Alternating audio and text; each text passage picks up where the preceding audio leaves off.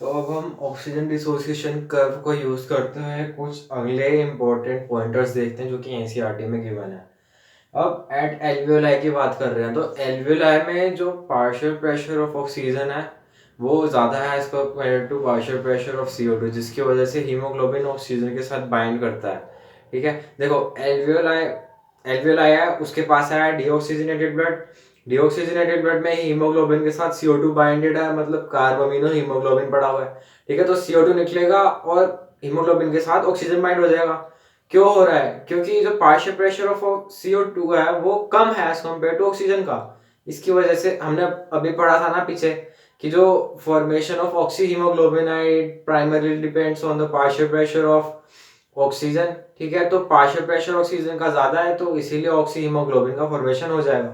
तो एल्वियोलाई की अगर बात करें तो पार्शियल प्रेशर ऑक्सीजन का ज्यादा as compare to CO2। But वहीं अगर टिश्यू लेवल की बात करें तो टिश्यू लेवल पर रेस्पिरेशन चल रहा है, ठीक है, ऑक्सीजन का कंजम्पशन हो रहा है और CO2 का प्रोडक्शन हो रहा है, तो वहां पर CO2 की कंसंट्रेशन ज्यादा है। ठीक है, अब ऑक्सीजनेटेड ब्लड आया, ऑक्सीजन लेके ऑक्सीजन टिश्यू के पास चलेगी और जो CO2 था वो हीमोग्लोबिन में बाइंड हो गया और वो हीमोग्लोबिन उसको लेके चला गया। ठीक है, तो यहाँ पर ऑक्सीजन का डिसोसिएशन हुआ हीमोग्लोबिन से और फॉर्मेशन ऑफ कार्बामिनो हीमोग्लोबिन हुआ। किसकी वजह से? क्योंकि पार्शियल प्रेशर ऑफ CO2 था वो ज्यादा था as compare to partial pressure of oxygen at tissue level. ठीक है, अब अगर हम देखें जो ऑक्सीजन डिसोसिएशन कर्व है उसके अकॉर्डिंग राइट कैडेट है। ठीक है, तो अगर CO2 ज्यादा है तो जो ग्राफ है वो राइट की तरफ शिफ्ट हो जाएगा। ठीक है, तो अगर CO2 ज्यादा है तो बाकी जो आगे के हैं कैडेट के जितने भी टर्म्स हैं वो सब भी ज्यादा होंगे राइट शिफ्ट होने पर। ठीक है, तो CADET CO2 ज्यादा, ए मतलब एसिड ज्यादा, D2423DP कुछ था करके, ठीक है, वो भी ज्यादा, और टी मतलब टेम्परेचर ज्यादा।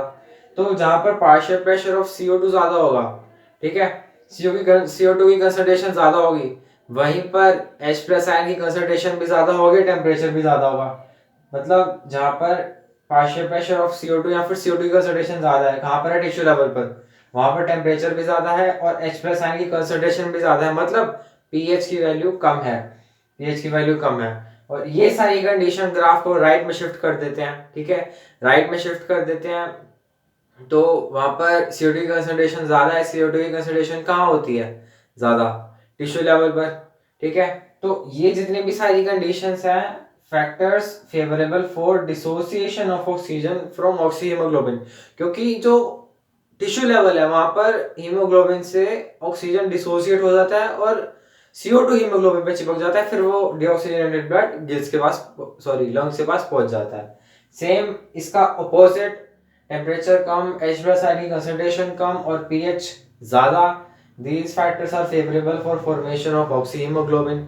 ठीक है, और ये सारी कंडीशंस ग्राफ को लेफ्ट पे शिफ्ट कर देंगे, मतलब कंसंट्रेशन ऑफ CO2 कम हो जाएगी, टेम्परेचर भी कम हो जाएगा, H प्लस आयन भी कम हो जाएंगे।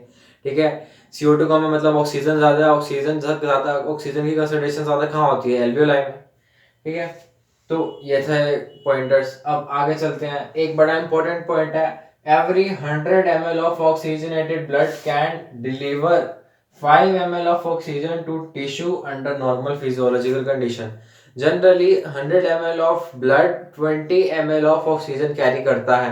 ठीक है, और 100 ml ऑफ ब्लड में 15 मिलीग्राम हमारे पास हीमोग्लोबिन होता है जो कि 20 ml ऑफ ऑक्सीजन को कैरी करके चलता है। बट नॉर्मल फिजियोलॉजिकल कंडीशन में वो टिश्यू को सिर्फ 5 ml ऑक्सीजन डिलीवर करता है, 15 ml वो अपनी तरफ से सिक्योरिटी लेके चलता है। जैसे कि अगर एक्सरसाइज कर रहे हैं जहाँ मतलब ऑक्सीजन की डिमांड सपोजिंगली बॉडी में एकदम से बढ़ गई, तो उसके लिए वो एक सिक्योरिटी, उसका स्टोर हाउस होता है ऑक्सीजन का। ठीक है, वो वैसे लेके चलता है सिक्योरिटी रीजंस के लिए। बट नॉर्मल फिजियोलॉजिकल कंडीशन के लिए 5 ml ऑक्सीजन डिलीवर करता है 100 ml ऑफ ब्लड।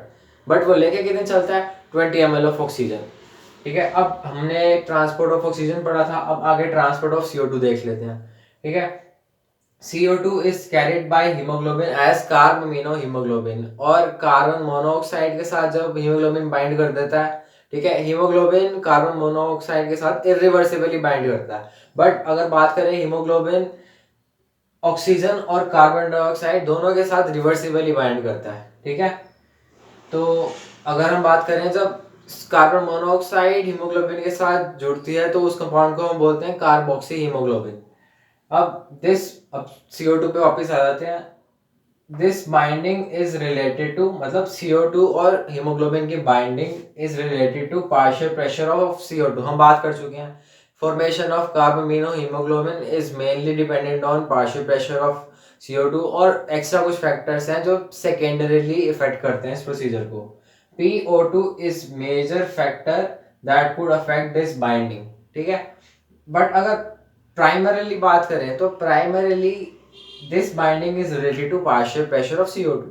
बट इस बाइंडिंग को अगर कोई और फैक्टर है जो कि अफेक्ट कर सकता है वो है पार्शियल प्रेशर ऑफ ऑक्सीजन। क्योंकि अगर पार्शियल प्रेशर ऑफ ऑक्सीजन ज्यादा हो गया, जो कि होता है एल्वियोलाई के लेवल पर, ठीक है, मतलब ग्राफ लेफ्ट शिफ्ट हो जाएगा, क्योंकि राइट शिफ्ट होने पर तो CO2 बढ़ता, लेफ्ट शिफ्ट हो रहा है तो CO2 कम हो रहा है, ऑक्सीजन की कंसंट्रेशन बढ़ रही है, ऑक्सीजन की कंसंट्रेशन कहाँ बढ़ेगी, एल्वियोलाई में बढ़ेगी, ठीक है। तो अगर पार्शियल प्रेशर ऑफ ऑक्सीजन बढ़ जाएगा तो ऑक्सीजन हीमोग्लोबिन के साथ बाइंड होने लग जाएगा और फॉर्मेशन ऑफ कार्बामिनो हीमोग्लोबिन कम हो जाएगा। तो जैसे फॉर्मेशन ऑफ ऑक्सी हीमोग्लोबिन है तो primarily partial pressure of oxygen determine करेगा। फैक्टर्स अदर्स भी हैं जैसे कि CO2 की कंसंट्रेशन, H+ टेम्परेचर, वो सेकेंडरीली इफेक्ट करेंगे।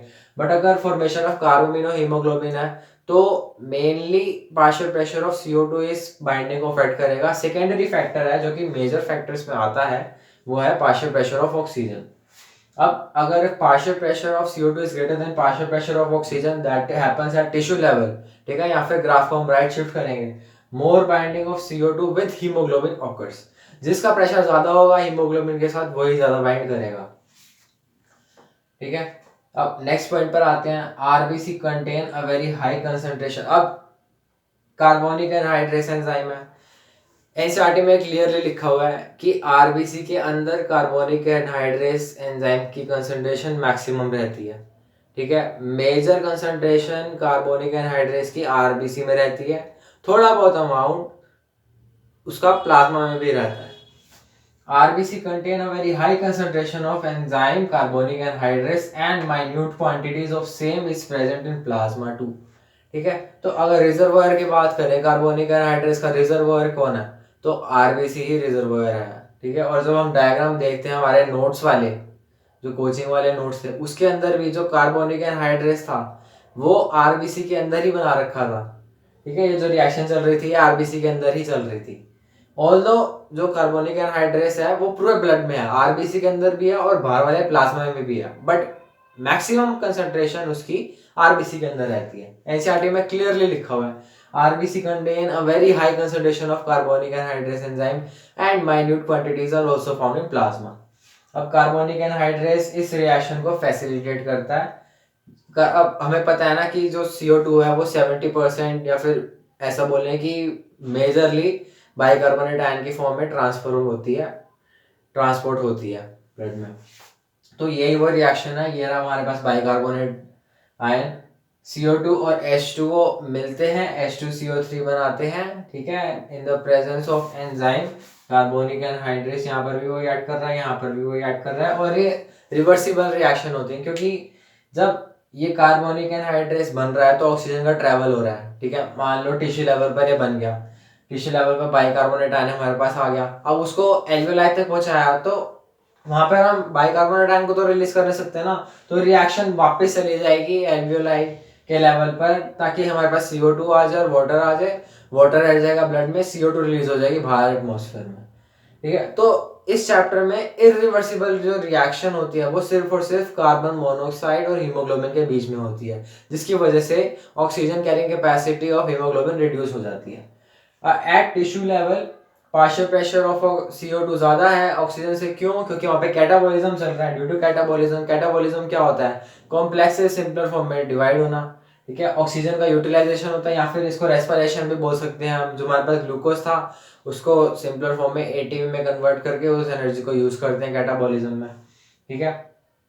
तो वहाँ पे पार्शियल प्रेशर ऑफ CO2 ज्यादा है क्योंकि ऑक्सीजन का कंजम्पशन हो रहा है, ETS में लास्ट में इलेक्ट्रॉन एक्सेप्टर ऑक्सीजन रहता है और वाटर रिलीज हो जाता है। पार्शियल प्रेशर ऑफ ऑक्सीजन कम हो गया, CO2 बढ़ गया टिश्यू लेवल पर, ठीक है, क्योंकि वहाँ पे कैटाबॉलिज्म चल रहा है। CO2 trapped as bicarbonate at tissue level, ठीक है, वहां पे अब हमने जैसे टिश्यू से CO2 बाहर जाएगी, ऑक्सीजन अंदर आएगी, तो वो ब्लड में जाएगी ना। अब ब्लड में से ट्रांसपोर्ट होकर उसके हम लंग तक लेके जाना है, तो कैसे लेके जाएंगे? मेजरली बाइकार्बोनेट आयन की फॉर्म में ट्रैवल करते हैं 70%, 23% वो आरबीसी के थ्रू कार्बोमिनो हीमोग्लोबिन की फॉर्म में, और 7% हमारे पास डिसॉल्व स्टेट में मूव करती है प्लाज्मा की, ब्लड के अंदर। ठीक है, तो बाइकार्बोनेट आयन का फॉर्मेशन हो जाएगा, ये रहा बाइकार्बोनेट आयन बन गया। अब इसको ट्रैवल करके लेके जाएंगे हम लंग्स में, लंग्स में रिएक्शन रिवर्सिबल हो जाएगी, वापस जाएगी, CO2 H2O बन जाएगा, CO2 रिलीज हो जाएगी एटमॉस्फेयर में, H2O हमारे पास पड़ा रह जाएगा। ठीक है, अब जैसे इस वाले पॉइंट का उल्टा, every 100 ml of deoxygenated blood delivers approximately 4 ml of CO2 to the alveoli. ठीक है, अब जो 100 ml ऑफ ब्लड है ये डिलीवर करता है 5 ml O2 और 4 ml CO2 under normal physiological conditions. अब हमारे पास ये छोटा सा टॉपिक बच गया है। ठीक है, ये हम अगले लेक्चर में पढ़ लेंगे। फिर भी एक ओवरव्यू दे देता हूँ कि जो हमारा एनसीईआरटी के पॉइंटर्स है, ये जो क्वेश्चन है वो सेम टू सेम यही लाइनें उठ के आएंगी। ठीक है, यही लाइनें उठ के आएंगी same to same. Regulation of respiratory rhythm, ठीक है, ये देखते ही दिमाग में आएगा respiratory rhythm centre medulla oblongata, option में भी दे रखा होगा, बट आंसर क्या जाएगा? Neural system. आ रही बात समझ में? क्योंकि एनसीईआरटी की लाइन है, उसका फिलअप आएगा, न्यूरल सिस्टम आंसर जाएगा। Regulation of respiratory rhythm to suit the demands of body is done by neural system. ठीक है, क्योंकि रेगुलेशन ऑफ रेस्पिरेटरी रिदम की बात कर रहे हैं अब।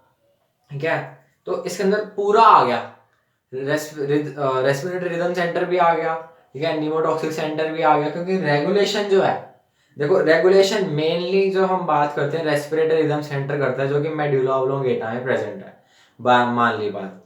बट जो न्यूमोटॉक्सिक सेंटर है और कीमोसेंसिटिव एरिया है, ये दोनों मिलकर या फिर इंडिविजुअली भी, इन दोनों का काम क्या होता है? ये रेस्पिरेटरी रिदम सेंटर को, उसके फंक्शन को मॉडरेट करते हैं। ठीक है, वो भी मेजरली पॉन्स करता है। और एनसीईआरटी की लाइन है, ये देखो, pneumotaxic centre present in pons can regulate the function of respiratory rhythm centre. Although जो पॉन्स में हमारे पास न्यूमोटॉक्सिक सेंटर है और नीचे chemosensitive area adjacent to respiratory rhythm centre present in medulla oblongata, chemosensitive area भी करता है इसको regulate, but mainly pneumotaxic centre करता है। ठीक है, जो कीमोसेंसिटिव एरिया है वो सिर्फ और सिर्फ CO2 की कंसंट्रेशन और रेस्पिरेटरी आयन की कंसंट्रेशन को सेंस कर सकता है, वो भी किस में? एयोटिक आर्च और कैरोटिड आर्टरी में। ये बड़ा इंपॉर्टेंट है। The receptors associated with aortic arch and carotid artery can recognize changes in CO2 and H+ concentration and send necessary signal to the rhythmic center। ठीक है, अब इसमें लिखा हुआ है कि rhythmic center, respiratory rhythm center medulla oblongata में, उसमें मैसेज भेज रहा है, और जो हमारे पास न्यूमोटॉक्सिक सेंटर है वो भी उसमें मैसेज भेज रहा है। बट एनसीईआरटी में लिखा हुआ है तो वही बात सच है, pneumotaxic centre present in pons can regulate the function of respiratory rhythm centre. बेशक दोनों कर रहे हैं, बट एनसीईआरटी में सिर्फ और सिर्फ न्यूमोटॉक्सिक सेंटर का ही जिक्र है। ठीक है, regulation of respiratory rhythm to suit the demand of bodies by neural system. ठीक है, रेगुलेशन ऑफ रेस्पिरेटरी रिदम्स। ठीक है, रेस्पिरेटरी रिदम्स का पूरा रेगुलेशन न्यूरल सिस्टम के द्वारा हो रहा है। ठीक है, क्योंकि न्यूरल सिस्टम के जो हमारा ब्रेन है उसके अंदर ही तो है ना ये तीनों regions. Respiratory rhythm centre present in medulla oblongata is prime centre for regulatory regulations. ठीक है, ये मेन काम करता है respiratory rhythm centre medulla oblongata का। न्यूमोटॉक्सिक सेंटर और कीमोसेंसिटिव एरिया इसको सिर्फ इसके फंक्शन को रेगुलेट कर सकते हैं, इस तक सिग्नल पहुंचा सकते हैं कि बॉडी में क्या चल रहा है। और एक पॉइंटर और है कि न्यूमोटॉक्सिक सेंटर जो है वो स्विच ऑफ इंस्पायरेशन है। ठीक है, जैसे एक्सेसिव इंस्पायरेशन कर दिया तो जो एल्वियोलाई के रिसेप्टर्स है ना, वो हैमबर्गर इफेक्ट के थ्रू हमारे न्यूमोटॉक्सिक सेंटर को सिग्नल भेजेंगे कि भाई साहब एल्वियोलाई फट जाएंगे और मत लो अंदर, तो ये स्विच ऑफ इंस्पायरेशन हो जाता है। यहाँ पे लिखा भी हुआ है न्यूमोटॉक्सिक सेंटर के बारे में, neural signal from this region can reduce the duration of respiration and thereby respiratory rates. ठीक है। इस तरह से ये इसके रेस्पिरेटरी रिदम सेंटर के फंक्शन को रेगुलेट करते हैं या फिर मॉडरेट करता है। इन पॉइंटर्स को, ये कुछ डिसऑर्डर्स हैं, इनको हम अगले वीडियो में कवर अप कर देंगे और इसके थोड़े बहुत क्वेश्चन देख लेंगे और चैप्टर वाइंड अप कर देंगे।